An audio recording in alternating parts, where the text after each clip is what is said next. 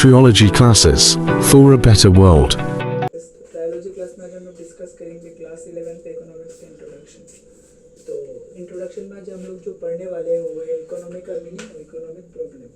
तो इकोनॉमी का मीनिंग में क्या आते हैं, पहले जो इकोनॉमी का मीनिंग है कि economy is a system which provides people the means of work to earn a living. मतलब इकोनॉमी एक ऐसा सिस्टम है जो हमें कमाने का एक जरिया देता है जिससे हम लोग अर्न कर सकते हैं। फॉर एग्जांपल आपका पेरेंट्स हो गया या आपका घर में और भी कोई लोग हो गए जो कमाने के लिए जो काम करते हैं, क्यों काम करते हैं, टू अर्न मनी।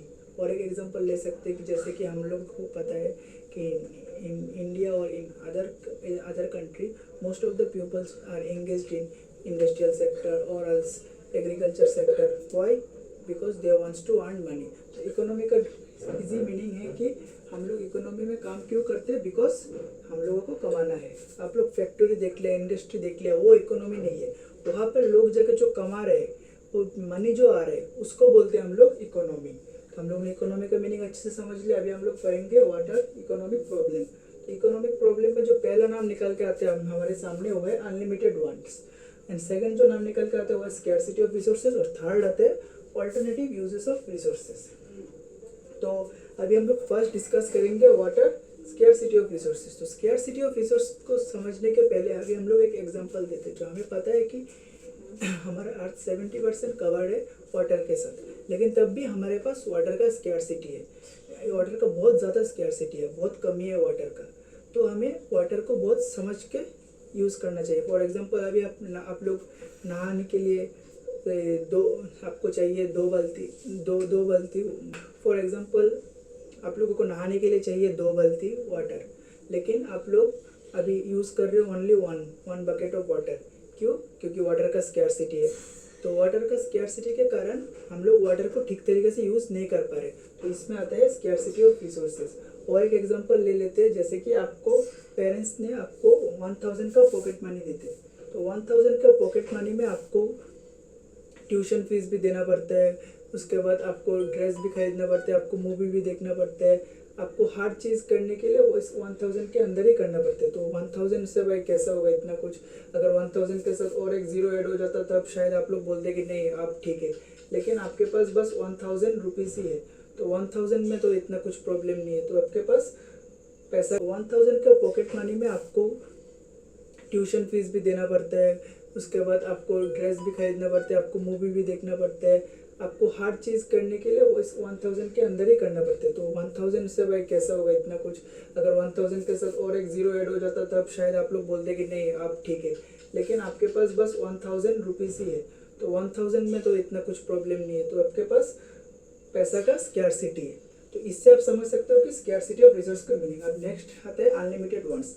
अभी अनलिमिटेड वांट्स को हम लोग समझते हैं, जैसे कि आपका पेरेंट्स आपको 1000 ही रुपीज़ देते हैं, लेकिन आपके पास बहुत सारा चॉइसेस है। आपको वो करना है, आपको ड्रेस खरीदना है, आपको ट्यूशन फीस देना है, आपको मूवी देखना है, आपको बहुत कुछ करना है, लेकिन आपके पास पैसा बस 1000 ही है, लेकिन आपका वांट्स बहुत ज़्यादा है। लोगों का वांट्स कभी कम हो ही नहीं सकता।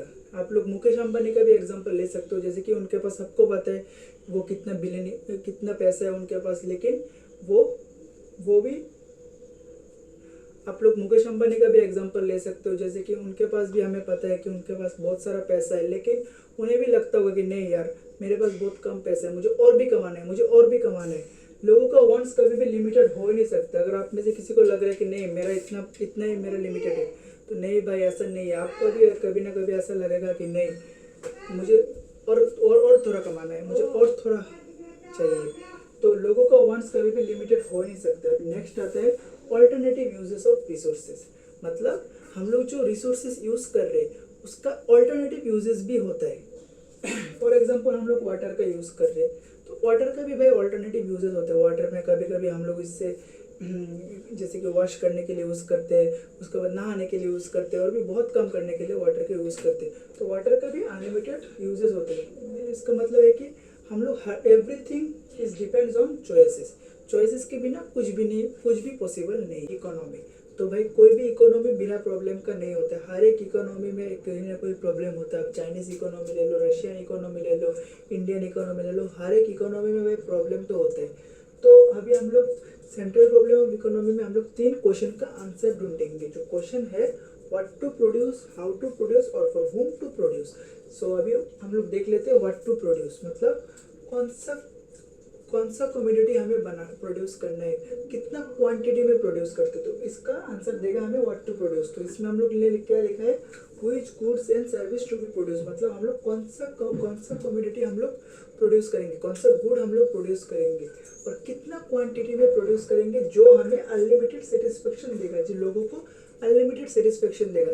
अगर हम इन तीनों चीज़ों का सोल्यूशन निकाल देंगे तो हम लोगों को पता चल जाएगा कि व्हाट टू प्रोड्यूस मतलब कौन सा कमोडिटी हमें प्रोड्यूस करना है। नेक्स्ट क्वेश्चन जो आता है वो है हाउ टू प्रोड्यूस मतलब कैसे हम लोग प्रोड्यूस करेंगे, क्या वो लेबर इंटेंसिव होगा या कैपिटल इंटेंसिव होगा। जो most of the developed country है वहाँ पर लोग ज़्यादातर कैपिटल इंटेंसिव यूज़ करते हैं, लाइक मशीनरी का यूज़ करते हैं। लेकिन in India there are lots of population, so हमें इधर पे ज़्यादातर लेबर इंटेंसिव का यूज़ करते हैं क्योंकि भाई हर किसी को तो काम देना पड़ेगा। भाई अगर अभी हर चीज़ मशीनरी से हो जाएगा तो लोग तो भाई ऐसे ही बैठे रहेंगे, तो लोगों को काम नहीं मिलेगा तो बेरोजगार हो जाएगा, अनएम्प्लॉयमेंट बढ़ जाएगा। तो हमारे इंडिया में ज़्यादातर लोग क्या यूज़ करते हैं, लेबर इंटेंसिव। और कंट्री लाइक यूएस ले सकते हो, चाइना ले सकते हो, यहाँ पर ज़्यादातर लोग डेवलप कंट्री में कैपिटल इंटेंसिव का यूज़ करते हैं। तो हम लोग ने 2 समझ ले। एंड लास्ट जो है वो है फॉर whom टू प्रोड्यूस मतलब किसके लिए बनाना है, गरीबों के लिए काम करना, गरीबों के लिए बनाना है या रिच के लिए बनाना है या अपर मिडिल क्लास के लिए बनाना है, मतलब किसके लिए बनाना है। तो इधर पे हम लोग ने जो लिखा है this problem involve selection category of people मतलब किसके लिए बनाना है। ये बहुत बड़ा क्वेश्चन है कि या गरीबों के लिए बनाओ या रिच के लिए बनाओ, जिसके पास ज़्यादा पेइंग कैपेसिटी होगा मतलब जो हम लोग खर्च कर रहे हैं उन लोग रिटर्न भी ज़्यादा दे सकते हो, उनके लिए बनाने के बारे में ज़्यादा सोचेंगे। तो नेक्स्ट पॉइंट क्या लिखा है, लाइक सो गाइस ये था central problem of an economy. I hope कि आप लोगों को अच्छी तरीके से समझ में आया। और नेक्स्ट वीडियो में हम लोग डिस्कस करेंगे about PTC, production possibility curve and opportunity cost, और भी बाकी जो चैप्टर में जो बाकी हम लोग फर्दर वीडियो में डिस्कस करते रहेंगे। तो I hope you like the video and अगर आपको अच्छा लगा तो आप चैनल को सब्सक्राइब कर देना और लाइक कर देना। Thank you.